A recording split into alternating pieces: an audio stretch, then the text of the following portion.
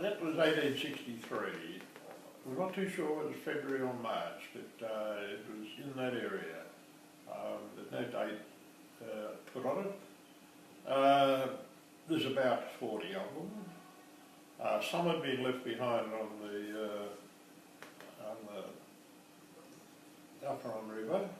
Some of the older people who said, look, we'll follow, you go ahead and we'll follow, and they did. So within a few weeks there's probably 60 to 80 on the land. There's no name for it, and they're a mixture of Goulburn people and Yarra people, and the Goulburn people said, look, we'd like to call this land Coranderrk. It's the name of the mint bush, cross transfer. It was in flower at the time, and one hundred said, yes, the idea is good, but our name for that plant is Coranderrk, the name is Coranderrk. So the territorial imperative held, and they won the day. Although they're in the minority, they won the day. So then, of course, how do you establish? They set about building cottages for a start. Well, when you see one of the early photographs, there weren't really cottages at all.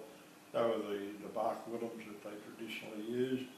But over the following months, each of them were able to get a cottage. It had 9 cottages, so quite a few of them still making do with the old bark shelters.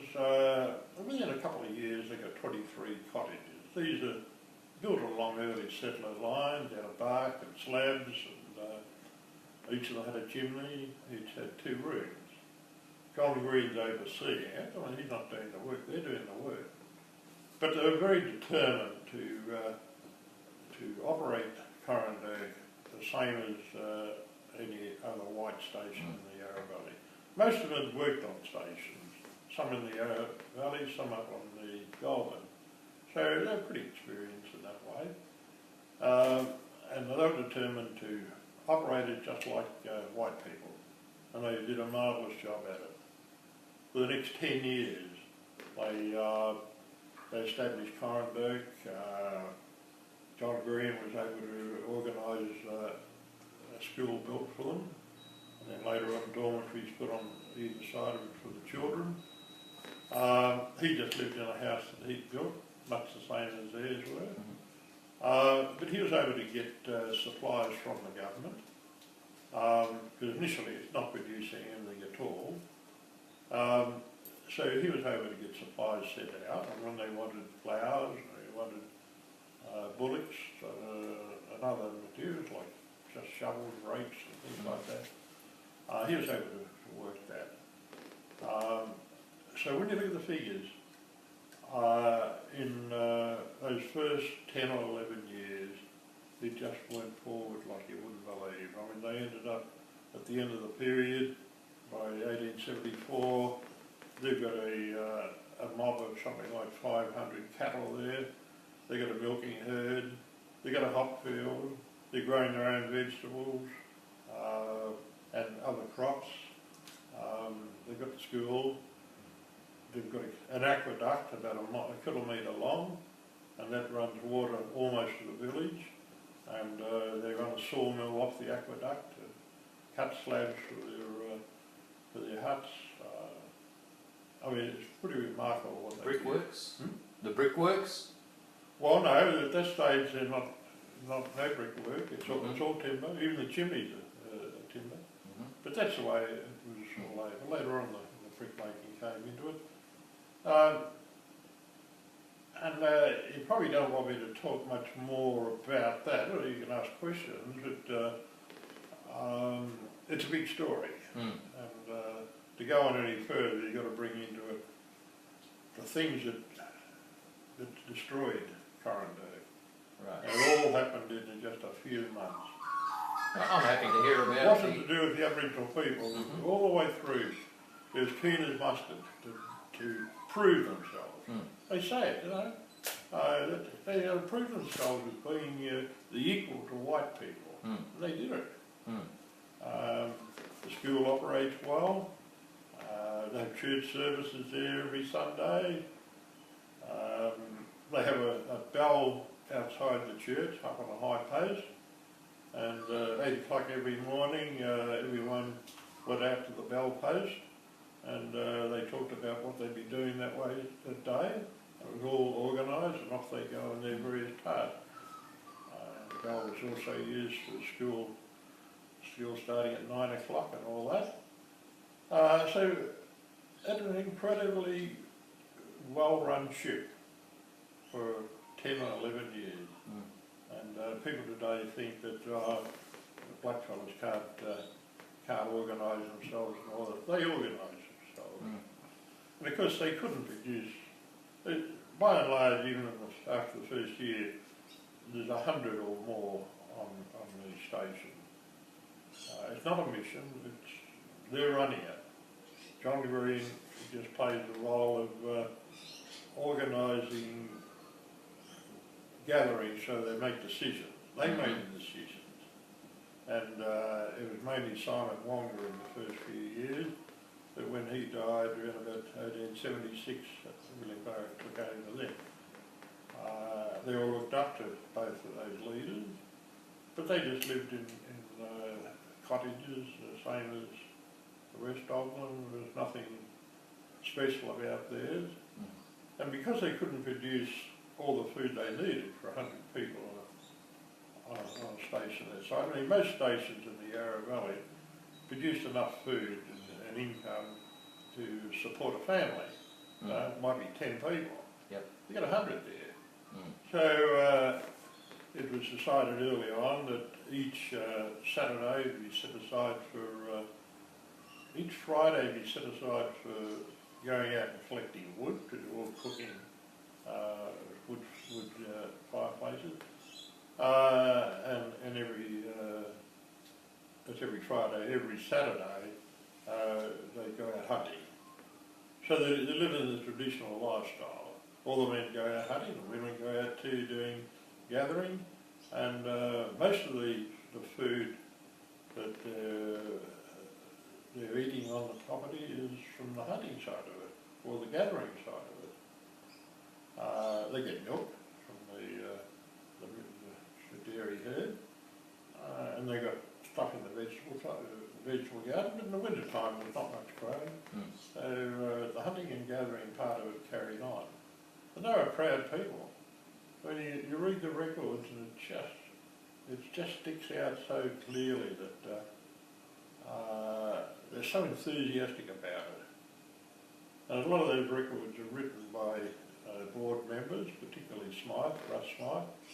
And in the early stages, he comes out and he says, "Oh, it's remarkable." He goes to the school and the kids are singing songs, they can read from books. He's astounded, because most people, through Aboriginal people, is not being able to be educated. So they were good. They're happy people, they're healthy people. They have a doctor called in when necessary, but generally only twice a year. And John Green is not only a preacher, he learnt medicine back in England. I don't know what you'd call him, he's more like a chemist, I should imagine. He had his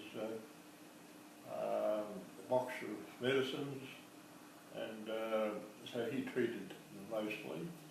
And Hillsville, when it appeared, because Hillsville started almost the same year. The Hillsville people probably say it was the year after. But anyway, I think it was the same year because the first pub goes up there. They didn't have a doctor. John Green's the person they turned to. And he talks about even in the big inquiry, and I think it was 1881, he said up to 20 or so people would come along every day wanting medicine. He never charged for anything.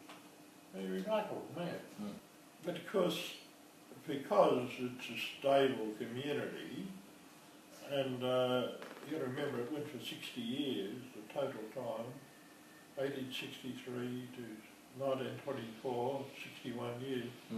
The intermarried across the bloodlines, and a lot of that still was according to the traditional way. You couldn't marry into your own moiety, you had to find a wife or a husband from one of the other five. So by the time you get up to the 1880s, just about everybody's related to everybody else. Mm. It's the same Christmas Hills kangaroo ground. You find after 5 generations, because people weren't so mobile back then in those days, and the girls usually stayed at home, and if you got 5 sons, 4 of them would probably go off and settle somewhere else, and so they're marrying into their neighbours' families. Mm. That's what I was, until recent times, that's the way it was always Yeah. been. So the Wanderers have been there for a long time. See, William Barrick, his first wife was Gunnar from Gippsland. But see, Simon Wonga had a lot to do with that. He believed that, you're living in a different world now, you can't stick to the old rules entirely. I mean, in traditional times, the Coolin people would have nothing to do with the Gunnar, they were the enemies, you know. But Simon Wonga changed a lot of that. He's negotiated, a bit like his father. He realised what was happening, and whilst it was good to do the Aboriginal thing, it was also necessary to change in some of the old rules and regulations. Mm. And the same happened with John Green, because I mean he's a minister, he's a preacher, he does the church services, he conducts the burials and all that. And of course the traditional burial is very different to what the Christian burial was. Mm. But he convinced them you've got to do it this way.